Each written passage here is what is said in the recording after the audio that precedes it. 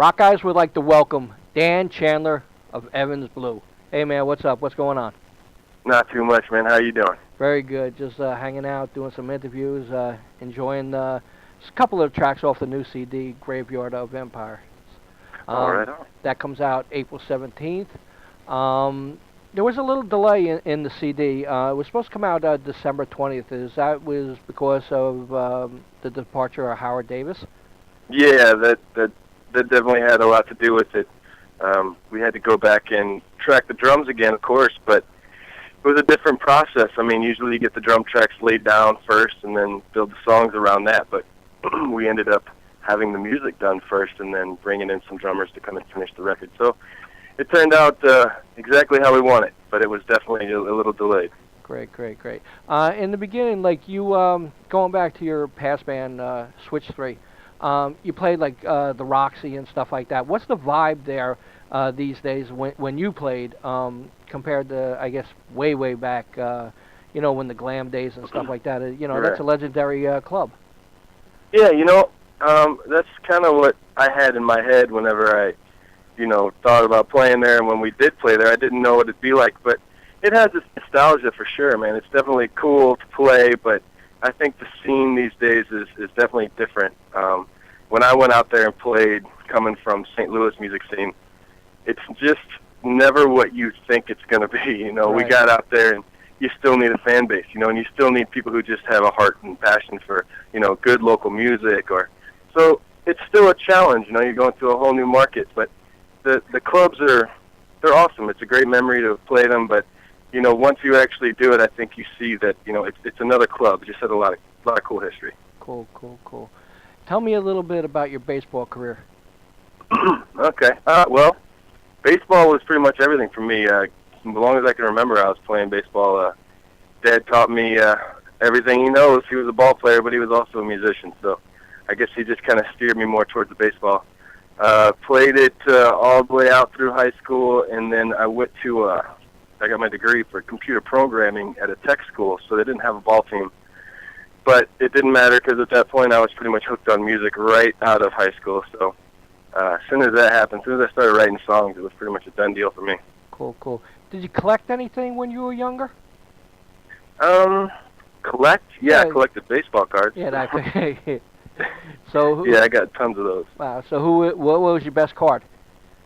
I still have a ton of old cards, but it has been, they've been tucked away for, over 20 years, man. I don't know who I would, it'd be tough to be honest with you. I got a lot of different cards. I don't even know what they're worth now. I used to keep up with it, like, nonstop every day. I think I'd go through, like, Beckett's and see how much everything's worth. But like everybody else. That's right, I man. haven't looked at mine in at least 10 years. I'm sure I got a lot of dust, but I kept everything in little plastics and, all that stuff. And you never know. It was a lot of fun, Yeah, pass them on down or take a look at them in another 10 years, see what's going on, man. It's definitely, something's going to happen to them. Very cool. So tell me a little bit about Graveyard of Empires. It's our baby right now, obviously. Definitely a different record than the last record by all means, really. The last record was written, half of it was written before I was actually ever met the guys. So it was definitely a different process, obviously, coming into a band. There's going to be a magnifying glass on you, which is great because then you get the attention, but you definitely want to pull it off, and get the fans and get new fans and keep the old ones. And this record has definitely, taken us a step further into, I guess, our growth. It's a completely different record than the last one. It's edgier. I think it happened naturally. We just had a direction. We had a vision, and I think we really captured it this time. So it's dark, but it has some really, really genuine lyrics going on in there. Right. Yeah, well, you got 2 tracks you released already, and both of them have star quality. Thank you. They're amazing. I really foresee a huge horizon for this band. That's so great to hear, man. Thank you very much. And I read the feedback already just from the 2 tracks. People are biting their nails waiting for April. I know. It's so awesome to have that kind of, people wanting to get their hands on something. Building up that anticipation is just great to have that. Very cool. Well, how is it life on the road without the family? Um, it has its moments. I mean, you got to remember and always keep in the back of your head when you're out there. It's just, you don't know how long this is going to be happening for you, and you don't know, how long the band's going to be going, or how. You just need to take full advantage of everything that you have out there, meeting new people, and yeah, you do miss your family, and you miss just kind of that normalcy. But you're really busy, and like I said, it has its moments. It's something I wouldn't trade for the world, but then there's days when it's like, I miss my bed. I can't wait to get back in my bed. Right. And then there's days when you finally do get home, and you're ready to go back on tour. It's just it's constant. You want out, and then you want back, and then you want out. It's definitely different. Do you feel lucky you get to actually do what you probably really like? Like 90% of the American people can't stand what they do? I am completely lucky, man. It definitely took a lot of hard work. I mean, playing in bands for years, dedicated, sacrificed pretty much everything I have just to get an opportunity, and I was lucky enough to get an opportunity, and I was prepared for it. So I am so lucky to be able to do what I do, and like I said, man, I couldn't forget where I came from even if I tried. So I just try to take in all the experience I can and love it. Right. What's your regimen on the road? Because you're a pretty physical person. What do you eat and what do you do to stay fit on the road? You definitely, obviously, try to stay away from as much fast food as you can. But on the road, sometimes it's really hard. But we'll get riders where we'll get a list. We get to get like veggie trays or meat trays, or we try to stay as healthy as we can.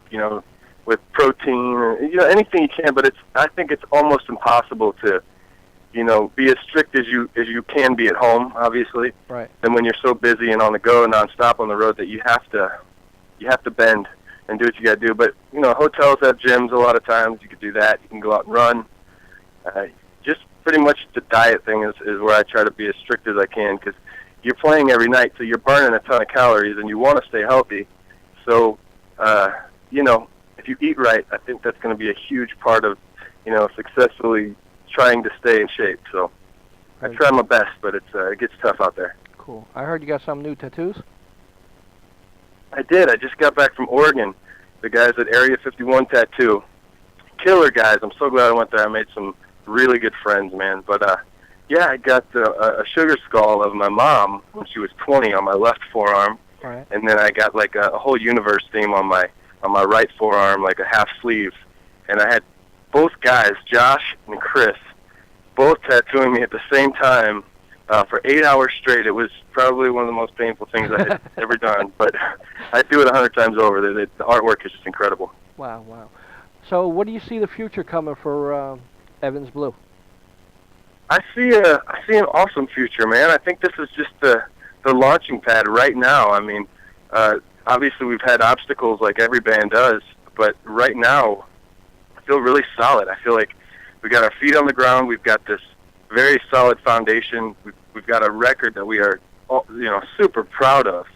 I don't know that, once you sit back and look at a record, you always think, oh God, I got to top this. I got to beat this. And right now I'm more or less just thinking more about this record than I am even thinking about, any record in the future with it. I just want this one I want it to be heard, man. I want people to listen to the lyrics and listen to the music and feel it. And I know every musician wants that and every band wants that, but I really think this one's going to reach some people. Very cool. I think the band's going to explode, so I'm glad I at least get to talk to you now before I never talk to you again, that happens, But Graveyard of Vampires is going to be big for you guys. I really wish you guys the best, and hopefully everything will happen, So yeah, man. I thank you very much. Would you like to say anything to your fans out there? No, I just can't wait to come back and see them all. Great, man. Thanks very much for talking to me. It was my pleasure, man. Thank you. Bye-bye. All right, later.